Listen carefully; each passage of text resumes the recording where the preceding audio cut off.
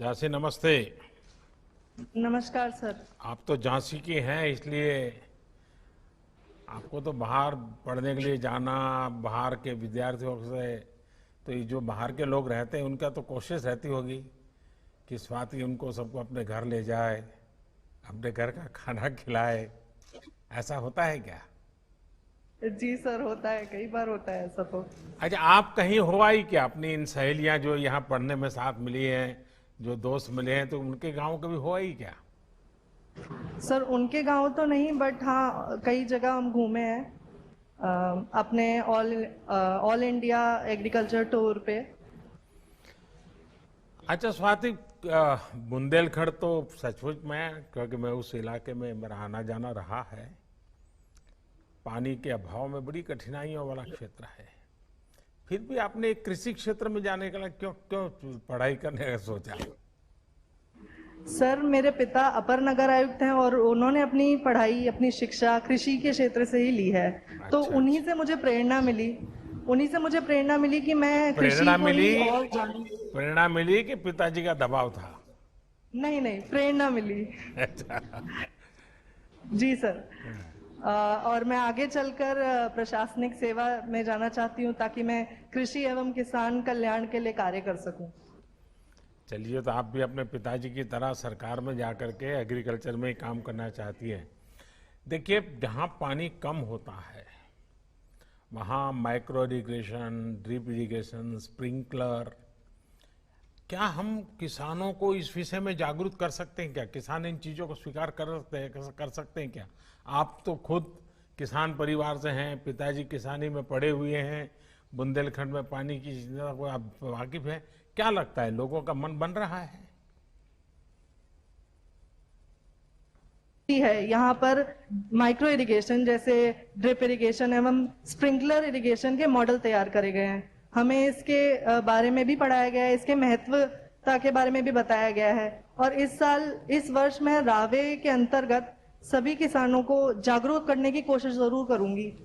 आप किसानों को कैसे समझाते हो कि ये फ्लड इरिगेशन, ये पानी, किसान का स्वभाव है, खेत पानी से लबालब भरा हुआ हो, सारी फसल पानी में डूबी हुई, तब उसको लगता है कि हाँ अब कुछ पानी है। उसमें से उसको ड्रिप इरिगेशन में लेकर जाना, जहाँ ऊपर तो सूखा दिखता हो, नीचे से गीला होता हो और फिर फसल होती हो, उसकी इस मानसिकता को कैसे बदल सकते हैं?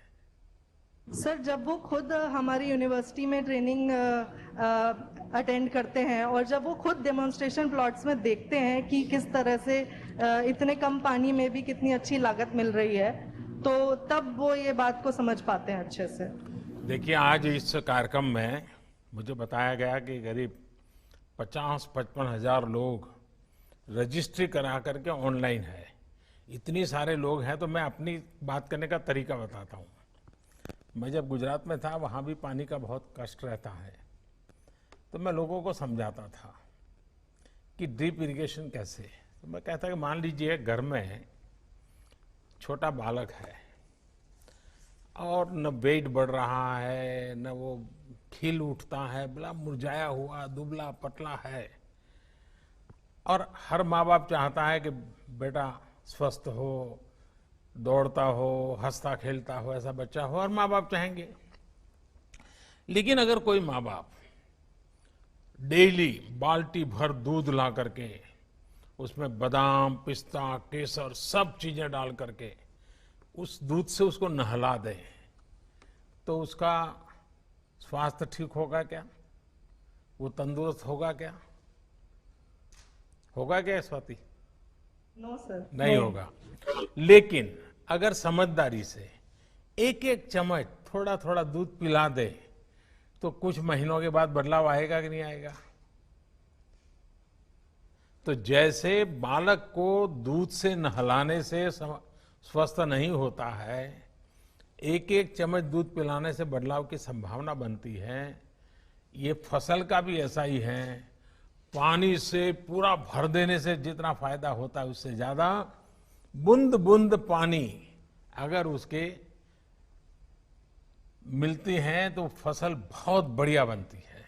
ये बात बड़े सरल शब्दों में लोगों को समझानी चाहिए और पानी की रिसाइकलिंग हो, बरसात के पानी को कैसे जमीन के नीचे स्टोर किया जाए, इसके लिए जो आधुनिक और कम खर्च वाली तकनीक है, उनके बारे में जानकारी सामान्य जन तक पहुंचाना जरूरी है। अगर आप इजराइल की वेबसाइटें देखेंगे वहां के एग्रीकल्चर की, बुंदेलखंड को वहां के कई मॉडल काम आ सकते हैं। तो मैं चाहूंगा कि आप पढ़ लिख करके इसी इलाके में कृषि क्षेत्र में काम करने जा रही हो तो जरूर आपका ज्ञान और आपका अनुभव और आपके पिताजी के आशीर्वाद जरूर इस क्षेत्र के किसानों की स्थिति को बदलेंगे, कृषि की स्थिति को बदलेंगे। मेरी बहुत शुभकामनाएं हैं सर।